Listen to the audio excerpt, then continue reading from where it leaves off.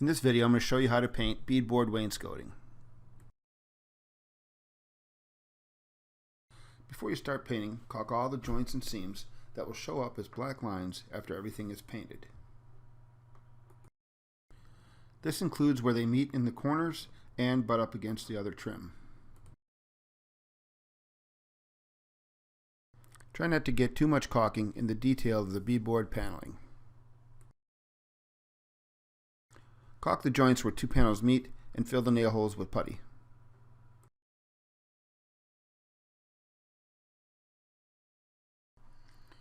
Applying paint to beadboard paneling takes up too much time, so I like to use a mini roller to apply the paint.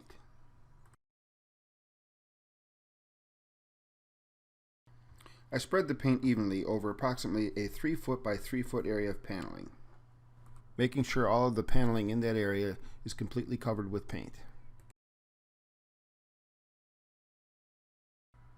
Make sure you don't roll out too much paint. You don't want the paint to set up before you start using the brush. Now I'm going to use the paintbrush to smooth out all the stippling from the roller and smooth out the excess paint in the bead detail. Start from the top and work your way to the bottom. You can see from this view how I smooth out the paint with a brush and clean out the beadboard detail. Lift the brush up at the end of each stroke and start back at the top.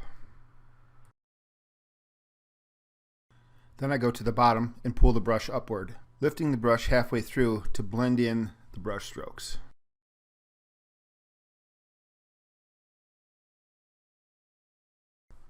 Using this method will give you professional results and save you time.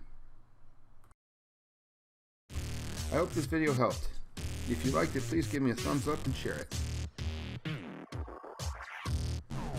Don't forget to subscribe.